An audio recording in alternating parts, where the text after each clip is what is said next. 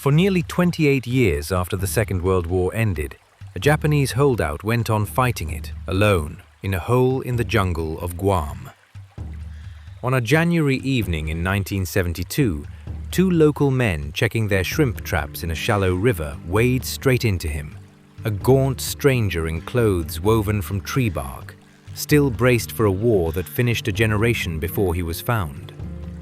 His name is Sergeant Shoichi Yokoi. Television, jet airliners, and a rebuilt Tokyo all arrived while he crouched in a hole in the ground. The real mystery of his life is not how he survived out here, but why he stayed.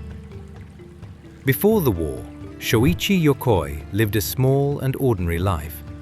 He worked as an apprentice tailor in Saori, a town in Aichi Prefecture, not far from the city of Nagoya, and he spent his days measuring cloth and pushing a needle through fabric. Then the draft found him in 1941, first sending him to Manchukuo before shipping him across the ocean to the island of Guam in 1943, where he served as a sergeant in the 38th Regiment, attached to the Supply Corps of the Japanese Naval Garrison. He wasn't an officer, and he was never a decorated hero. The quiet ended in the summer of 1944. In late July, American forces stormed the beaches of Guam as part of Operation Forager, the broader Mariana Islands campaign to cut off Japan's Pacific defenses. And for weeks, the island is a churn of fire and smoke. The Japanese garrison is outgunned and outnumbered from the very first day. Yokoi's regiment is torn apart in the fighting. Organized resistance collapses. Thousands of soldiers are killed, and many others take their own lives rather than be captured. But a large number of men refuse to give up, and they slip away into the hills and the tangled interior of the island. Yokoi is one of them. He disappears into the jungle with a group of about 10 other soldiers, moving away from the guns and deeper into the green. The island belongs to the Americans now, and every road and every open field has become a place where a Japanese soldier can be shot or taken. So these men go where no one will bother to follow, into ground too rough and too wet to search. Survival turned into a slow, mechanical routine. Over the years, the group broke apart, as some men died and others drifted to different corners of the island. Yokoi settled on a spot about 5 miles inland, close to the Talofofo River, and there he dug himself a home in the earth. His cave was a narrow, low tunnel hidden beneath the roots of a bamboo thicket. This is where a tailor's hands became a survival kit. He stripped fibers from the bark of the wild hibiscus plant, beat them soft, and wove them into rough cloth. And from bits of scrap, he shaped needles and made buttons. He burned coconut oil for light. He hunted and foraged whatever the jungle would surrender, and moved only at night so that no eye would catch him. For years, his whole world shrank to a hole, a river, and the discipline it took to stay hidden from a country that, though he could not yet let himself believe it, had already moved on without him. The survivors thinned until only 3 men were left. They lived apart, each in his own hidden burrow, where a single search could never catch them all at once. And every so often, they met to prove to one another they were still breathing. All the while, the world above them wasn't as silent as it seemed. Here is where the story you think you know falls apart. You have probably heard that Yokoi never knew the war had ended. That is the myth, and it is simply false. Word of the surrender reached him more than once, and in more than one way. American planes had scattered leaflets across the jungle, printed with the plain news that Japan had surrendered and the fighting was done. Trucks and ships pushed the same message through loudspeakers, calling any survivors to come out into the open. Yokoi even found discarded newspapers left behind by hunters, their pages showing photographs of a rebuilt and peaceful Japan. Around 1952, one of those leaflets reached him that was hard to wave away.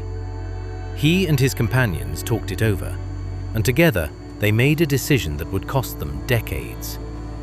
They chose to believe it was a trick, a clever piece of enemy propaganda meant to lure them out of the trees and into a trap. Their training had taught them that the enemy lied, and that surrender was only another word for death. So they clung to the war inside their heads.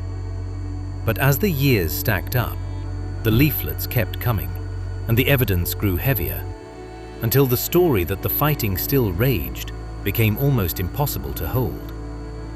So it was never a matter of whether he knew, it was why. Once the truth was undeniable, he still would not walk out.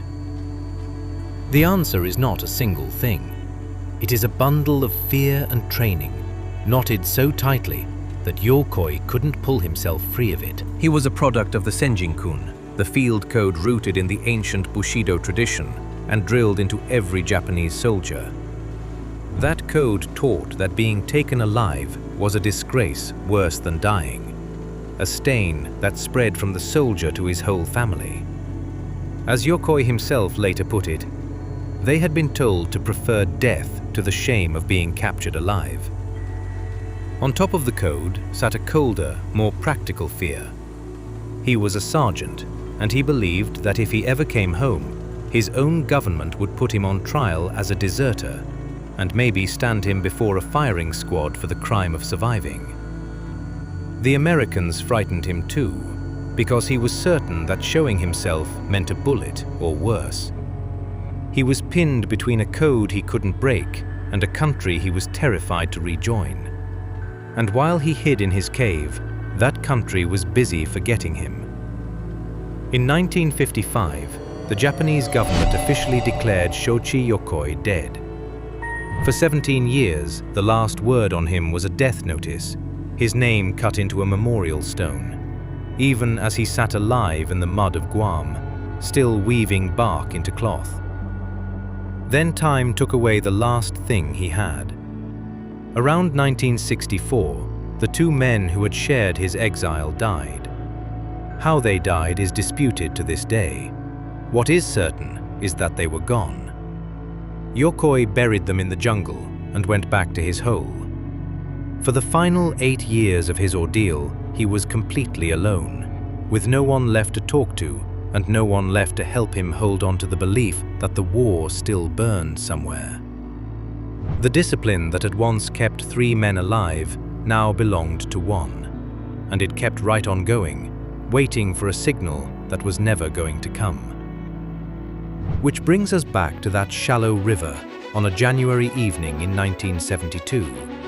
When the 2 local men find him at the water, Yokoi lunges for one of their rifles out of pure instinct, but he is far too weak to fight, and they overpower him with ease.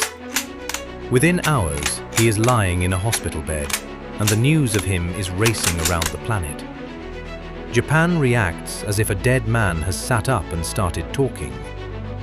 On the 2nd of February 1972, Shoichi Yokoi steps off a plane at Haneda Airport in Tokyo. A crowd of 5,000 people is waiting on the tarmac, and some 70 million more are watching him live on their television sets. In a dark suit, he comes down the steps, blinking at a city of glass towers and electric light he does not recognize as his own country.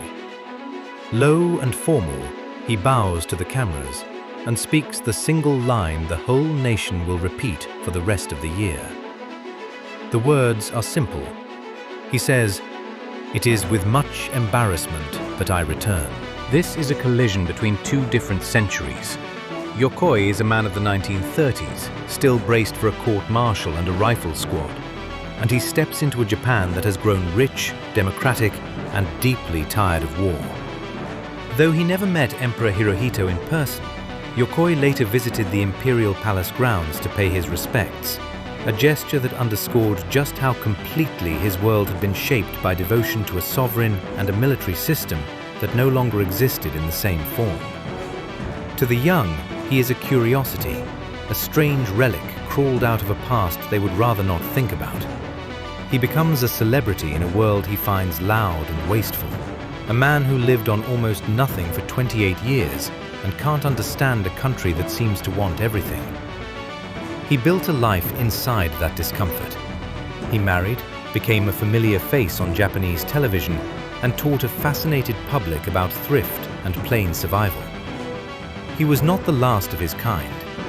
2 years after Yokoi's return, Lieutenant Hiro Onoda emerged from the jungles of the Philippines, the second-to-last verified Japanese holdout.